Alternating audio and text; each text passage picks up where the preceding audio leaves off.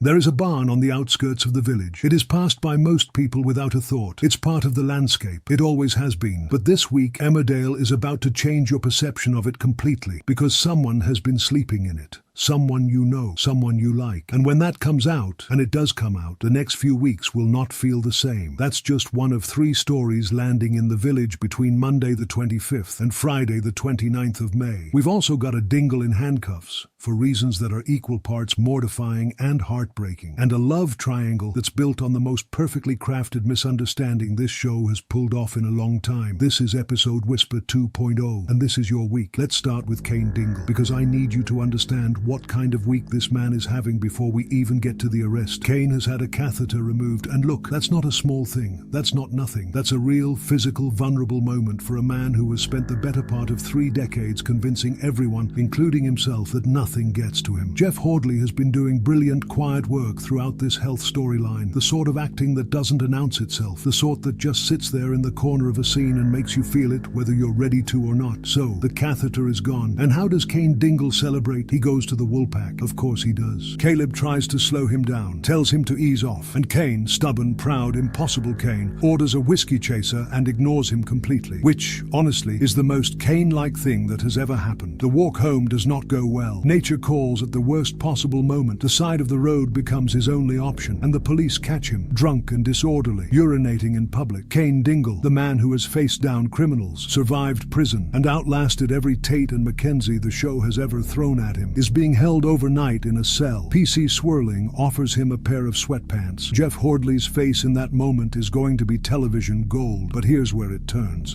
Because Moira wants answers, and Cain can barely give her any. Not because he's being difficult, well, he's always a bit difficult, but because underneath the embarrassment, something else is happening. He's frightened, properly frightened, about being in public without a toilet nearby, about his body letting him down, about the vulnerability he hasn't yet found the language to admit to. The comedy is real in this storyline, but so is the pain underneath it. Don't let one cancel out the other when you're watching. There's been chat online, and I think it's worth paying attention to, that this health storyline isn't wrapping up neatly anytime soon. The catheter removal feels like the start of something, not the end. Some viewers reckon we're building towards a longer-term scare for Cain, possibly something that forces him to actually ask for help, which would be genuinely new territory for this character. I'm not saying the show has signposted that explicitly, but the writers have been careful with this. They're not playing it for cheap laughs, and that tells me something. Anyway, keep an eye on Cain this week, but also keep an eye on something or someone altogether more mysterious, because there have been fires at Emmerdale Farm, and the man everyone suspects is about to have his world turned completely upside down. Oh, actually, before we get to Kammy, because this next bit is properly good, if you're not already subscribed to the channel, just do it now. Honestly, these go up every Friday, and I'd hate for you to miss the week where everything kicks off, right? Kammy Hadiq,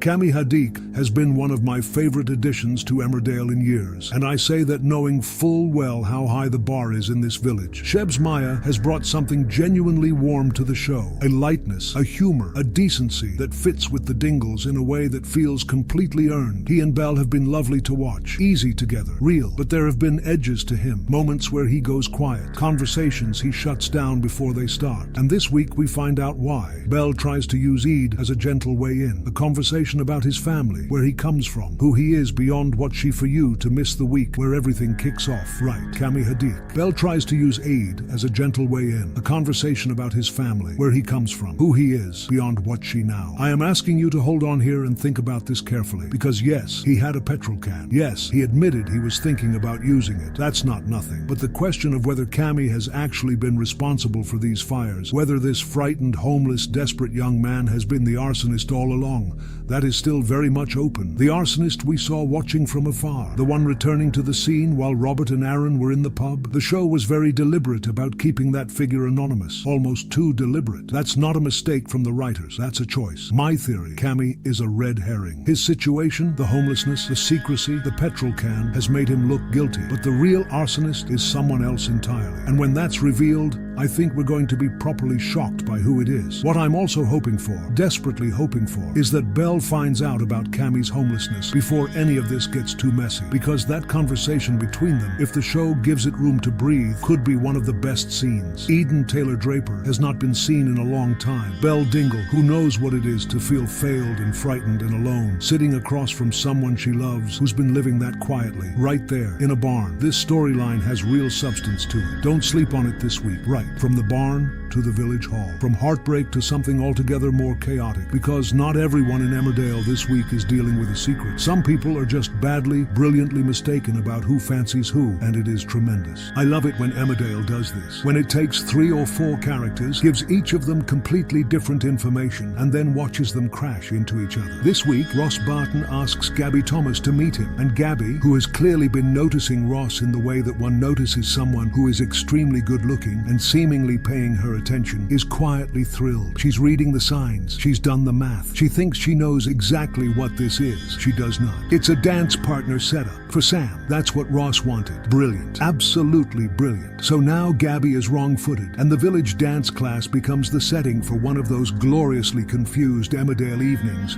where everyone is watching everyone else and drawing completely the wrong conclusions. Laurel spots Ross, seemingly keeping an eye on Gabby, does what any sensible person would do. She pulls him aside and tells him straight, back off. She is, of course, looking at the entirely wrong person. Ross isn't interested in Gabby at all. He's interested in Laurel, has been watching her, has been circling this feeling for a while now, from the looks of things, and Laurel has absolutely no idea. Meanwhile, and this is the quietly sad thread running underneath the comedy, Lydia is convinced Sam is avoiding her at the dance class. Sam is watching Lydia dance brilliantly with Bob, and there's something really quite tender in that image. This couple, who clearly still care about each other, navigate their feelings at a village hall dance. Emmerdale does this well, the gentle ache sitting just beneath the fun. And then Gabby, confused, a bit wounded, processing the rejection she didn't quite see coming. She opens up to Lewis about her feelings for his brother Ross, and then goes and acts on them, makes her move. And Ross kindly but clearly turns her down. Honestly, this triangle has got a lot of people talking, and I think rightly so. Laurel Thomas deserves something good. She's had such a complicated few years. Grief, family upheaval, and moments where the show hasn't quite known what to do with her. A storyline where she's the object of a quiet, genuine affection and doesn't even realize it yet feels like exactly the right energy for her right now. Whether Ross is actually the right person is a whole other question, and I suspect the show is in no hurry to answer it. But watching Laurel figure out that she is the one he's been looking at, when does that land? That's going to be a really good scene. Gabby, for her part, I feel for her here. It's genuinely a bit awkward, but knowing Gabby, she'll land on her feet. She always does. So that's your Emmerdale week. 3 stories, 3 completely different emotional registers. A night in a cell, a secret sleeping in a barn, and a love triangle built on a beautiful misunderstanding. Not a quiet week then. So,